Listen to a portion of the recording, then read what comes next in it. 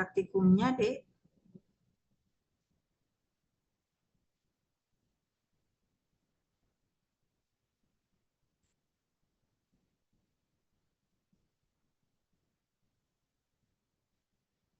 Ketua kelompoknya siapa? Atau siapapun boleh?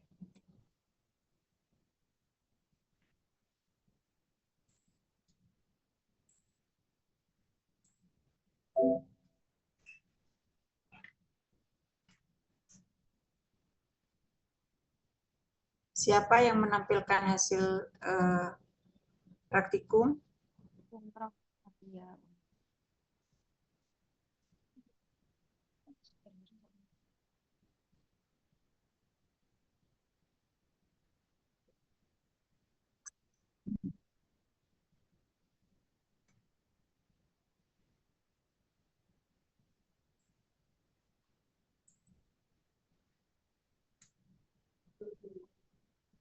Sudah. Oke.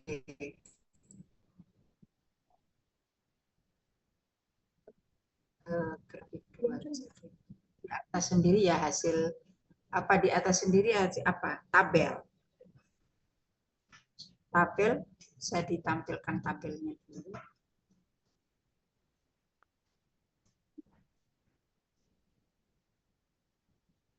Nah, data hasil praktikum rencana volume dan kok rencana deh tabel rencana volume dan konsentrasi larutan obat.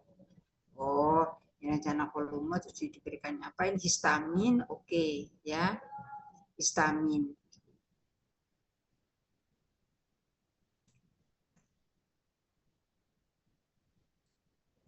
Di pertama itu adalah histamin dengan beberapa kadar ya kelewatan sih ya jadi beberapa kadar disuntikkan maka akan muncul ya jadi semakin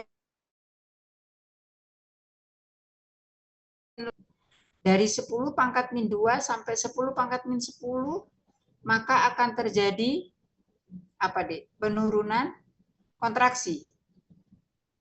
Ya benar. Nah, coba lihat Bu Tuti grafiknya kalau dia terjadi penurunan kontraksi.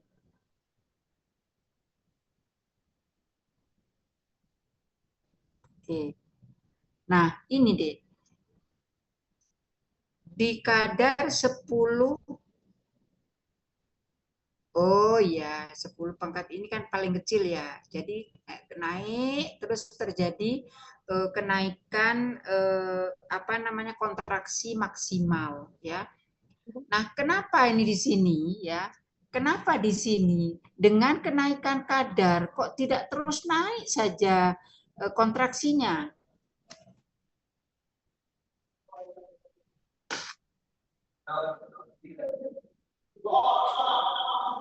Gue bisa menjawab, siapa yang bisa menjawab?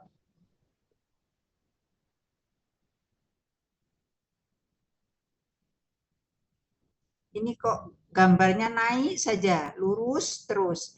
Dia tidak naik dengan kadar yang lebih tinggi, tapi dia datar. Itu kira-kira kenapa? Kalau ini kan kenaikannya cukup signifikan ya, dari 10 pangkat berapa itu? 8 sampai 10 pangkat berapa? 6 kalau nggak salah ini ya, naik ke sini. Nah, kenapa pada 10 ini titik yang 1, 2, 3, 4, 5 itu sampai titik ke 6, 7, 8, 9 itu kok tidak naik secara signifikan? Kira-kira kenapa? Permisi Bu, saya izin menjawab. Monggo, deh.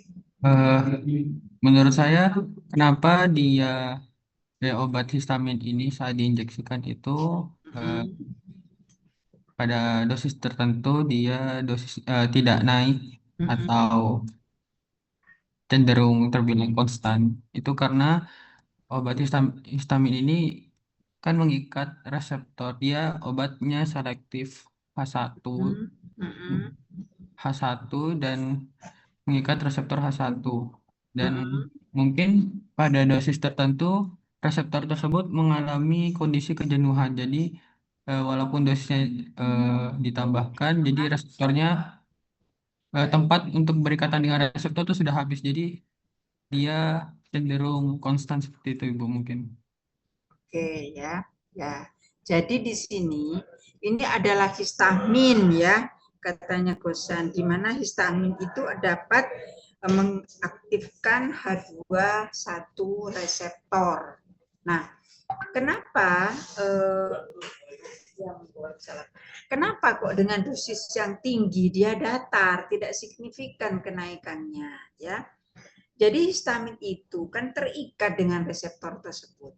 Nah, reseptor itu di dalam tubuh kan banyak nih. Nah, dengan dosis kecil dia akan terikat.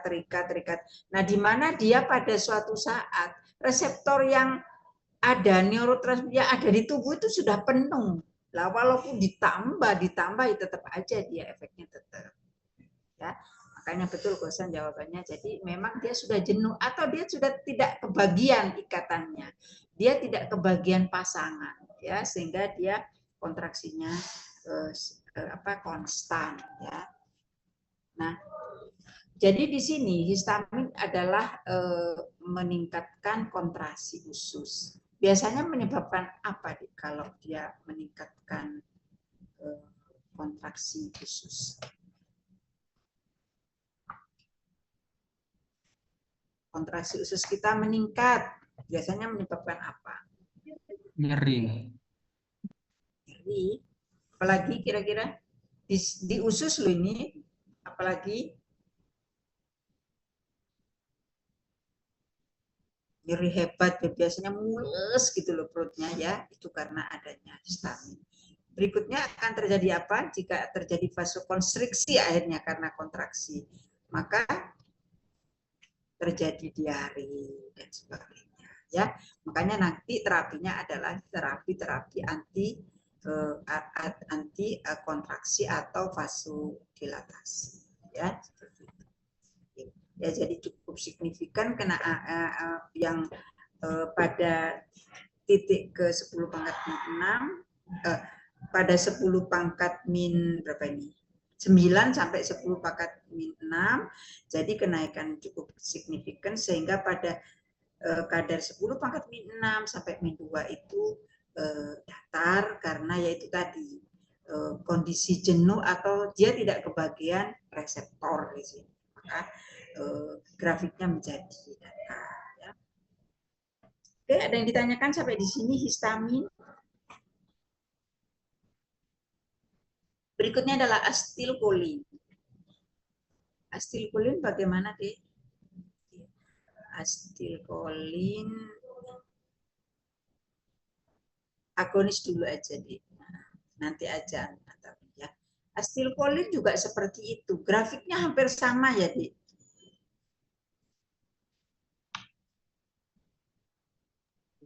Iya, Ibu.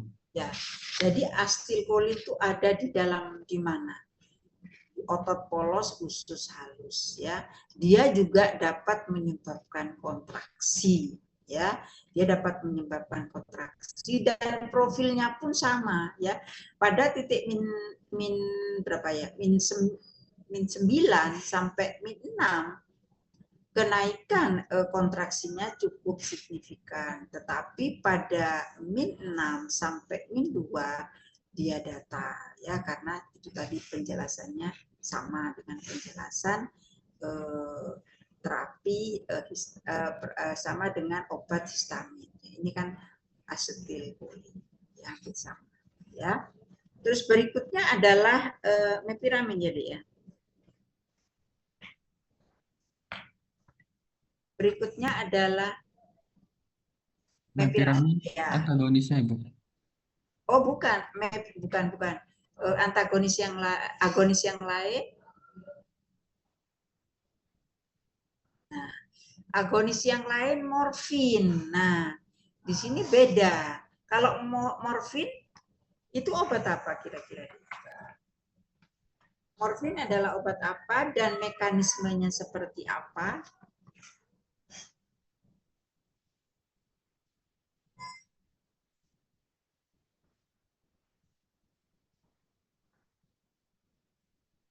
Kemarin sudah berdiskusi tentang morfin yang di awal. Sekarang ada obat lagi morfin. Nah, morfin Dia terikat dengan apa di dalam tubuh kita? Reseptornya apa?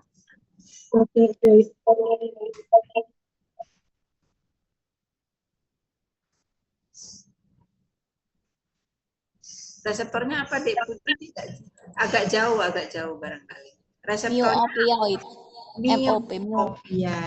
opioid. Keberbedaannya morfin dengan loperamid apa?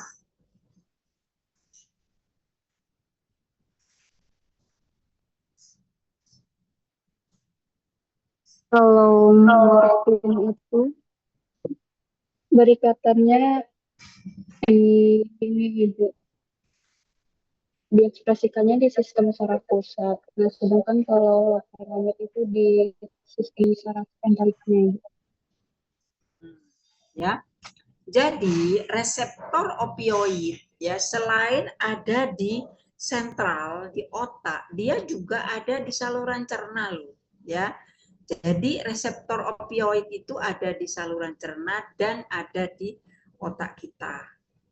Nah, kalau morfin dia dimasukkan ke dalam tubuh, itu dia terikat dengan reseptor mu yang ada di otak. Ya, sedangkan loperamid itu adalah dia terikat dengan reseptor mu yang ada di saluran cerna. Sehingga kenapa? Sehingga kalau pemberian morfin, kalau kita misalnya diare, kita pakai morfin. Nah, biasanya kalau kita pakai morfin, biasanya ada ketergantungan karena dia mengikat reseptornya di otak. Sedangkan yang loperamid karena dia terikatnya di mu, ya reseptor mu di saluran cerna, maka dia tidak akan terjadi ketergantungan. Ya. Jadi morfin ini adalah memang memiliki potensi kuat untuk mengagonis reseptor mu. Ya. Kalau yang morfin, loperamid itu adalah agonis reseptor mu. Sehingga dia butuh stimulasi. Ya, dia butuh stimulasi. Pernah nggak kemarin adik-adik itu mencoba tanpa pemberian morfin tanpa stimulasi? Pernah nggak kemarin nyoba aja tanpa stimulasi pemberian morfin dan pemberian loperamid? Kan pasti tanya-tanya kenapa sih kok kok ada stimulasi. Makanya adik-adik nyoba aja, ini bisa dikerjakan di rumah ya. Jadi kalau pemberian morfin dan loperamid tidak ada stimulasi, maka dia tidak akan terjadi perubahan, kontraksi tetap. Makanya diberikan stimulasi ya. Di on-nya stimulasi sehingga akan tampak terjadi peningkatan. Ya. Coba grafiknya dipaskan aja di grafiknya. Nah, itu ya. Jadi terjadi peningkatan ya. Itu adalah respon kontraksi. Jadi awalnya kan ini terjadi penurunan ya, terjadi penurunan. Oke. Kalau yang loperamid seperti apa, Dik? Ini yang morfin sendirian tadi. Yang tadi yang morfin sendiri. Oke. Nah, ini ya terjadi penurunan kontraksi. Jika dia dikasih, kan ini distimulasi dulu, makanya dia akan terjadi penurunan. Ini kan yang di atas itu kan karena adanya stimulasi di atas, baru karena pemberian morfin atau loperamid dia akan terjadi. Ya, seperti itu. Oke. Untuk yang dosis itu IC50. Nah, IC50 itu maksudnya apa ya? EC50, apa artinya dia?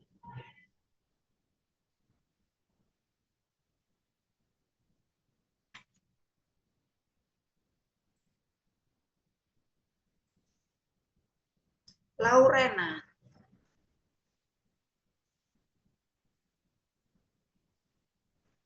IC apa EC ya? Gimana IC ya?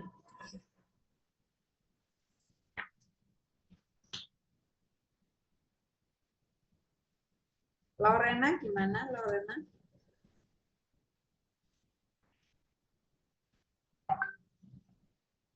Izin membantu menjawab Ibu karena tadi Lavena masih ke toilet sepertinya. Oh gitu. Untuk itu, Ya wis Nabila untuk isinya, iya Ibu. Untuk isi 50 itu kadar suatu obatnya itu yang diperlukan untuk menghambat 50%-nya itu Bu, dari potensi suatu inhibitor. Jadi dia menghambat 50% efeknya. Ya. Artinya dia efeknya misalnya titik tertingginya berapa ini? 9 lah ini berapa? Nah, 9 berarti kamu separuhnya berapa? 4,5. Oke, 4,5 di sini. Jadi berapa dosis yang dibutuhkan agar efeknya menjadi 50%-nya? Jadi berarti kadar yang dibutuhkan adalah 10 pangkat berapa ini? 6,5 ya rasanya.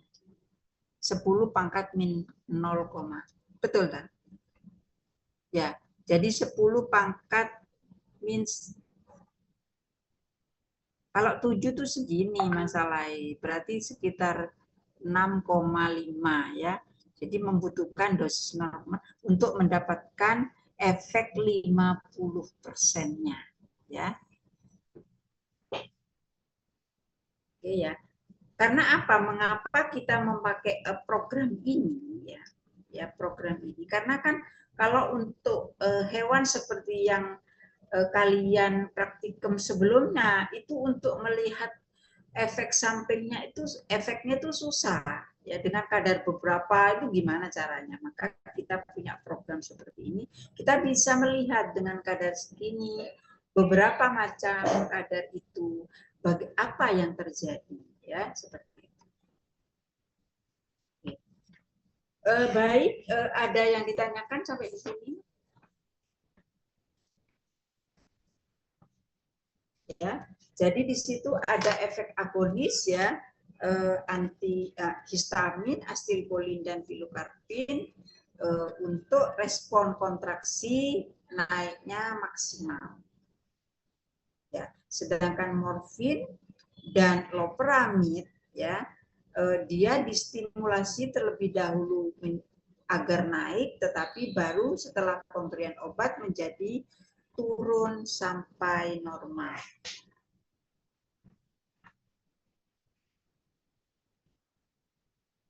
Oke, ada yang ditanyakan? Permisi Ibu, saya mau bertanya. Ya. Sebenarnya saya masih bingung Ibu, kenapa loperamid dan morfin itu dia dosisnya kecil tapi dia semakin konstriksi kuat gitu. Itu bagaimana mekanismenya? Saya kurang paham. Yang morfin, coba kamu tampakkan yang morfin.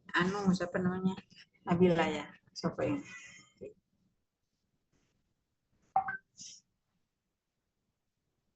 Mana? Yang ini kah? Mengapa dosis kecil kok kontraksinya kuat gitu kah maksudnya?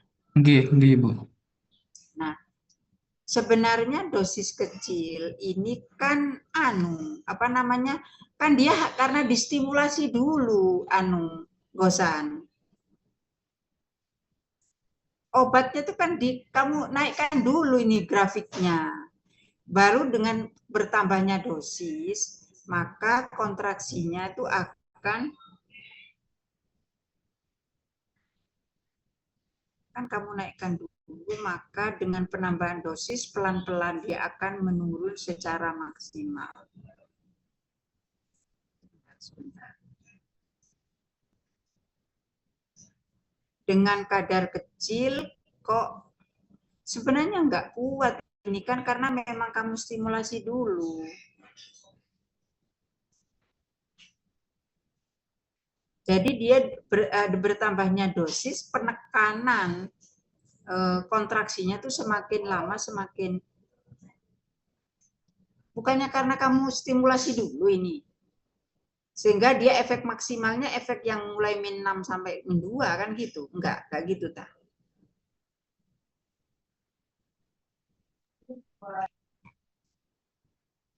Maaf Ibu, saya kurang tahu. Soalnya saya kemarin nggak nyoba yang stimulasi itu. Loh, kamu enggak stimulasi tapi pemberian morfin mutagosan. Enggak. Saya kebagian yang histamin Ibu. Jadi, Oh, kebagian yang Iya. histamin. Ya, karena kalau histamin memang dia asalnya memang tanpa stimulasi, bosan. Kalau ini kan memang karena stimulasi respon kontraksinya, sehingga ditekan semakin besar kadarnya, maka dia itu adalah efeknya menjadi datar. Bukannya seperti itu ya, karena ada efek. Iya ya, mestinya secara logika itu kan mestinya memang responnya dengan bertambahnya kadar harusnya kan lebih tinggi, ya kan? Begitu kan maksudmu ya? Iya Ibu. Tapi ini kok tambah turun gitu loh. Itu kayaknya dosisnya dosis penekanan. Jadi bertambahnya dosis dapat menekan efek kontraksinya, respon kontraksi gitu loh. Misalnya kamu tuh diare kan, misalnya. Dengan ditambahkan dosis, semakin lama kan semakin melemah, terjadi vasodilatasi. Kan ditekan. Kalau dosisnya agak turun, mungkin dia tidak diare tetap terjadi. Tapi dengan penekanan dosis yang semakin lemah, hanya menjadi mampet ini istilahnya. Seperti itu bukannya ya, bosan. Penjelasannya. Iya Ibu, bisa dipahami. Ya, seperti itu rasanya ya.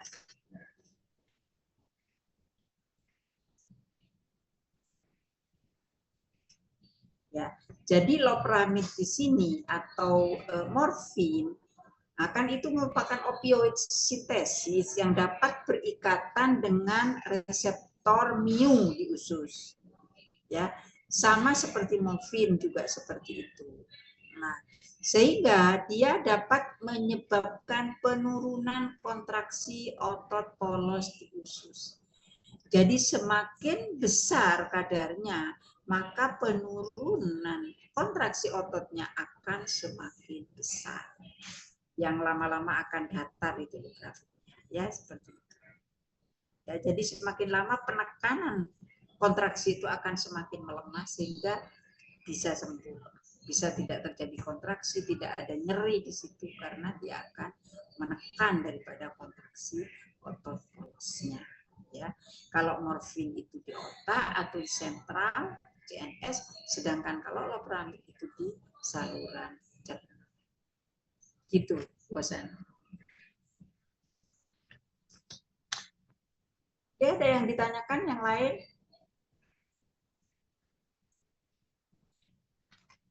Baik, kalau sudah tidak ada yang ditanyakan, barangkali saya lanjutkan ke penambahan antagonis. Yang gandeng.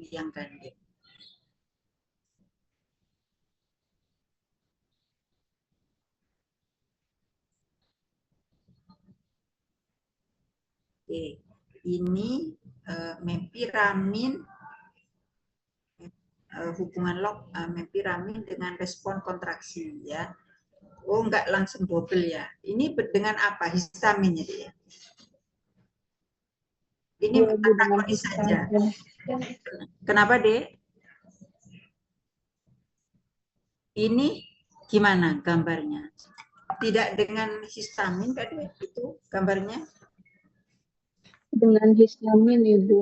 Oh, dengan histamin ya. Tadi kan terjadi kenaikan kontraksi dengan pemberian histamin. Tetapi karena adanya antagonis yang dia dapat menghambat histamin, maka dia terjadi penurunan. Dan sama saja penurunannya itu dari dosis min 6 ini sampai berapa itu memang cukup. Oh, ini kan datar dulu ya. Jadi min 6 sampai min 2, maka penurunannya cukup signifikan. Oke, jadi terjadi penurunan ya. Jadi bagaimana sih jika agonis diminum sendirian misalnya. Nah, bagaimana jika ditambahkan dengan antagonisnya ya? Saya kira sama antara histamin dengan mepiramin, terus kemudian apa deh bawahnya? Stop apa ya? Hiosin dengan apa deh? Asetilkolin. Ya asetilkolin, dan satunya adalah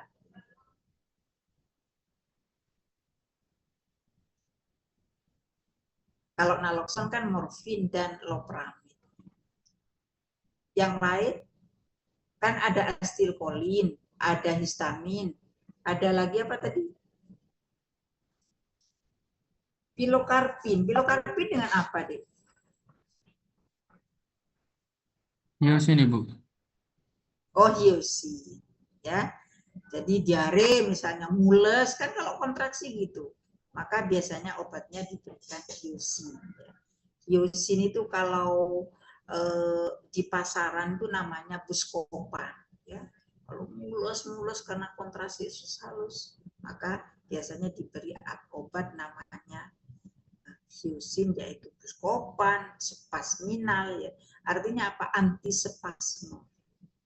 Jadi biar vasodilatasi, rileks, kendor, akibatnya sakit itu akan hilang. Ya, seperti itu. Di kontraksinya diturunkan. Ya. Dengan dosis semakin besar, ya memang dia akan berkurang, tetapi pada titik tertentu dia akan tetap, ya karena jenuh itu tadi katanya bahasanya. Jadi dia tidak kebagian reseptor, ya. Akibatnya dia menjadi efeknya tetap. Begitu juga dengan morfin dan loperamid, ya. Jadi dia akan meningkatkan kontraksi naloxonnya, sehingga dia akan terjadi kenaikan. Tolong di grafik daripada morfin dan loperamid setelah diberikan antagonis naloxon. Nah, ya, yang dulunya itu dia di bawah posisinya, ya, di bawah, maka ya ini baru kemudian dengan diberi antagonis naloxon, ya, maka dia akan kontraksinya akan meningkat. Ya. Begitu juga dengan loperamid. Bisa dilihat gambar loperamid dengan naloxon.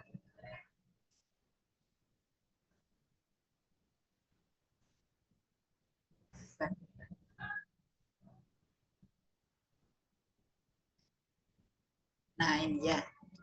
Oh, itu itu ya. Stop. Nah, jadi pertama dia terjadi penurunan kontraksi, maka dengan adanya antagonis maka dia akan terjadi peningkatan.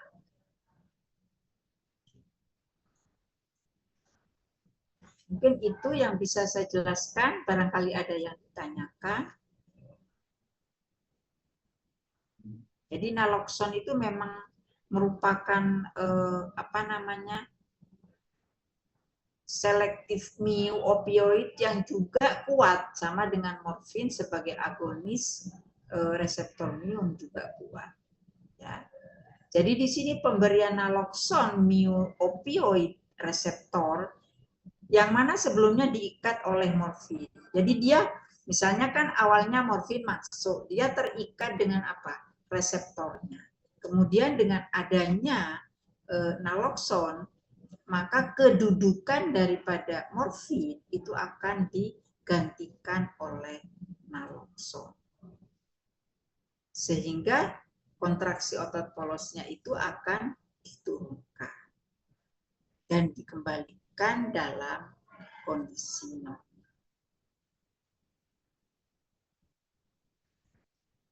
Oke, ada yang ditanyakan sampai di sini? Permisi, Ibu, saya mau bertanya. Ya. kemarin pas waktu praktikum kan injeksiannya itu pertama antagonisnya dulu ya Ibu. Iya, betul. Lalu agonisnya dulu. Apakah saat eh, si apa naloxon ini mengikat reseptor, Mm-mm. dia nanti kalau dari yang saya baca itu karena eh, naloxon ini sifatnya kompetitif dan dia reversible, dia Betul. bisa terlepas dari reseptornya dan digantikan morfin. Nah, Iya. untuk supaya efeknya morfin itu muncul, berarti konsentrasi morfinnya harus lebih besar dari naloxonnya, seperti itu ya, Bu? Ya, jadi begini, mengapa adik-adik kemarin pemberian morfin itu dengan beberapa kadar, betul kan, Dik? Benar ya, Bu? Sedangkan naloxonnya itu cuma satu kadar. Itu untuk melihat efeknya. Jika pemberian naloxon dengan dosis segini gimana sih peningkatannya? Jika dikasih dosis yang lebih tinggi, yang lebih tinggi, itu bisa dilihat, nanti bisa didiskusikan. Jadi dengan penambahan dosis atau kerumunan dosis naloxon, bagaimana sih respon kontraksinya? Gitu deh, makanya diberi beberapa macam kadar itu. Nah, jadi kita untuk bisa melihat bagaimana kalau dosis yang min 10, min 10, min 10, satu kali 10 pangkat min 10.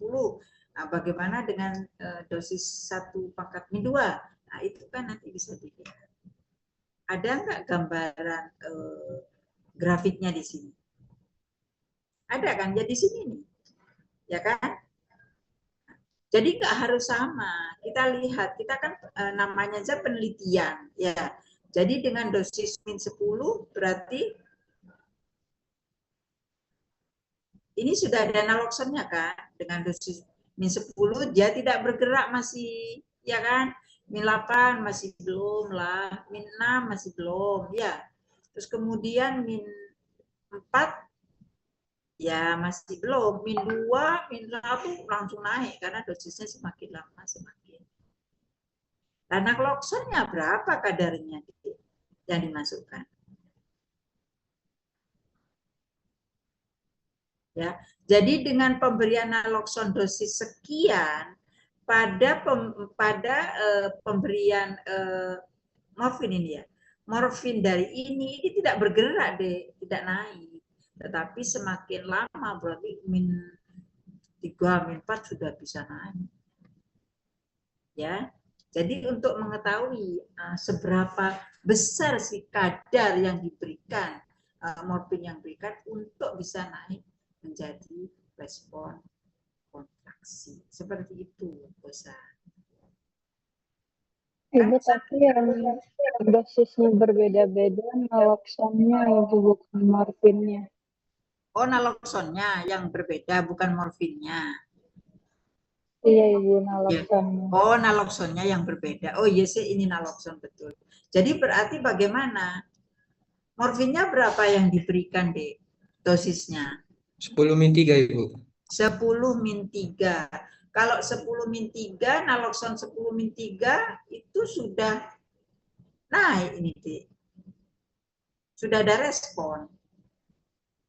Nah, kalau naloxonnya kalau morfinnya 10 min 3, naloxonnya itu min 10 ya tidak sebanding lah, makanya dia datar. Dia datar. Jadi pada dosis naloxon min 3 kan sudah naik.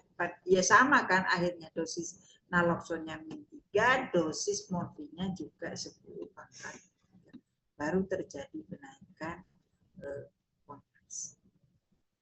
Itu fungsinya. Nah, berarti nanti seandainya adik-adik itu di lapangan, ada orang keracunan morfin misalnya seperti itu, ya. Nah, kita harus tahu berapa kadar morfin dalam darahnya, sehingga harus diberikan naloxon berapa sih untuk penetralannya, gitu loh, ya. Berarti hampir sama diberikannya. Kalau di dalam darah morfinnya dosisnya 10 pangkat 3, oh berarti biar ada efek, oke lah kita berikan naloxon 10 min 3 juga, atau 10 min 2, atau 10 min 1, monggo bisa dilihat. Jangan terlalu rendah, kalau terlalu rendah kan nggak efek. Ya, begitu. Oke, ada yang ditanyakan? Sama dengan kasus yang tadi, misalnya apa? Histamin dengan apa tadi? Coba diturunkan histamin dan Dengan mepiramin. mepiramin. Dosisnya berapa dia terjadi penurunan? Mepiramin, ya, histamin. Histaminnya berapa yang diberikan, Dek? Sama 10/3. 10 pangkat min 3 semua ya. Nah, ini 10 pangkat min 3. Di sini mepiramin diberikan 10 pangkat min 6 saja, dia sudah bisa, enggak turun sih. 10 pangkat min 5 saja dia bisa turun. Ya. Jadi bisa dilihat dari sini ya. Penet asa umpomo ada barangkali ada efek atau ada keracunan misalnya, itu bisa dilihat tuh. Berarti kalau pemberian histamin 0,10 pangkat min 3, ya harus diberikannya mepiraminnya 10 pangkat min 5 ke atas, 10 pangkat min 5 sebelum. Jangan ini yang nggak ngefek, masih data. Ya, jadi logikanya pakai seperti itu. Oke, ada yang ditanyakan lagi? Ini sih mau tanya lagi. Ya.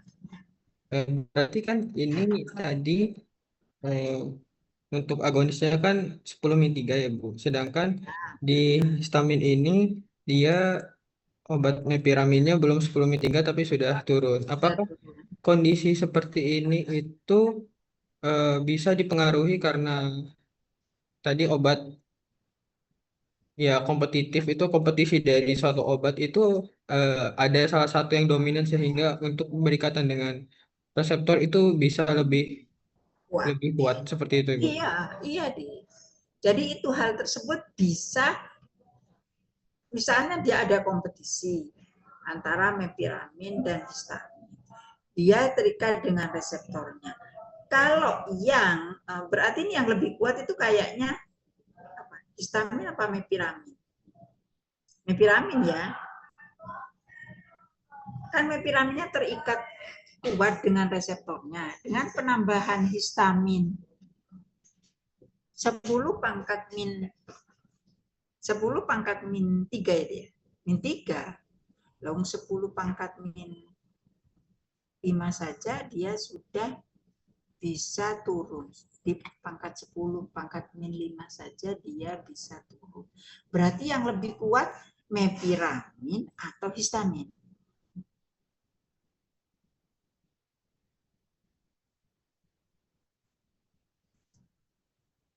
Gimana deh? Yang lebih kuat mepiramin apa histamin? Mepiramin Ibu. Mepiramin.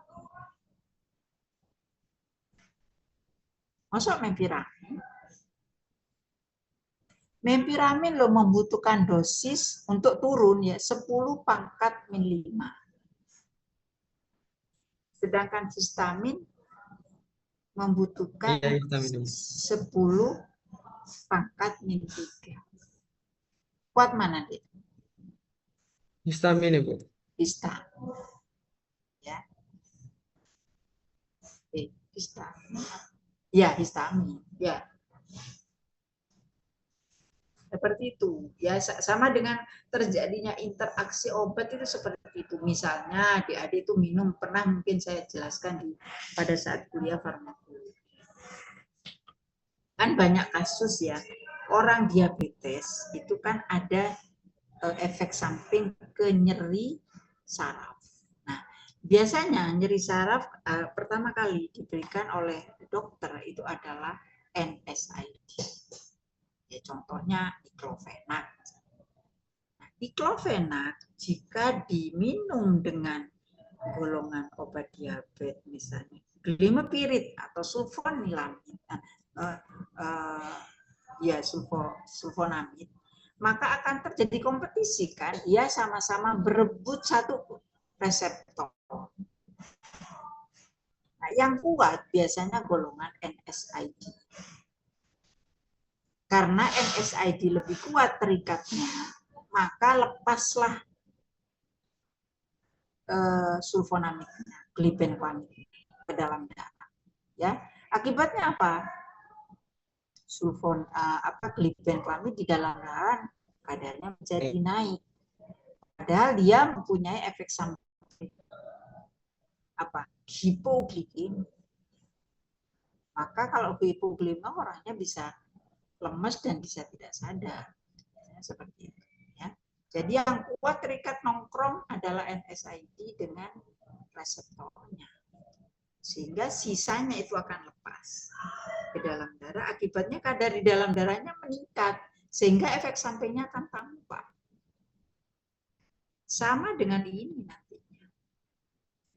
Ya, apa keracunan obat ini, kelebihan dosis, atau karena gagal ginjal misalnya pasiennya, diberikan obat histamin. Ternyata efek samping dari histamin itu sangat besar, kontraksinya tambah orangnya nggak karuan, diare, kontraksi. Maka ditambahkanlah penetrannya adalah mepiramin. Nah, berapa mepiraminnya akan ditambahkan? Di praktikum ini bisa dilihat. Kalau histaminnya 10 pangkat min 3, berarti yang mepiramin yang ditambahkan adalah sekitar untuk meredakan sekitar 10 pangkat min 5. Atau 10 pangkat min 4. Ya, kalau min 5 mungkin orang pasiennya belum bisa sembuh ya, akhirnya biasanya diberikan gitu loh. Maksudnya seperti itu.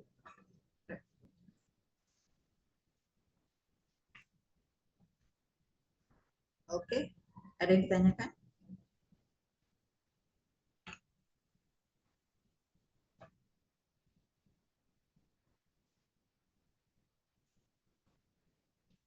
Halo, bagaimana?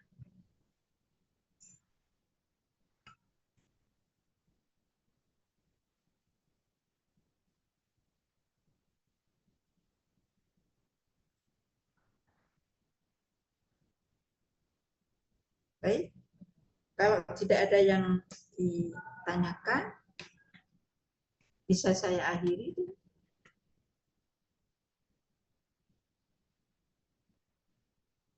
Halo, masuk semua ya, ini 22 mahasiswa. Iya, Ibu. Baik, kalau memang tidak ada yang ditanyakan, ya mungkin ada pertanyaan bisa di WA Putri aja bagaimana. Atau bisa lebih jelasnya bisa ditanyakan ke Pak Mahar atau Pak Cis, ya, Pak Mahar aja ya, yang lebih mendalami tentang materi ini ya. Baik, kalau tidak ada yang ditanyakan, saya akhiri. Terima kasih atas perhatiannya. Ya. Assalamualaikum warahmatullahi wabarakatuh. Waalaikumsalam warahmatullahi Warahmatullahi wabarakatuh. Terima kasih. Izin live.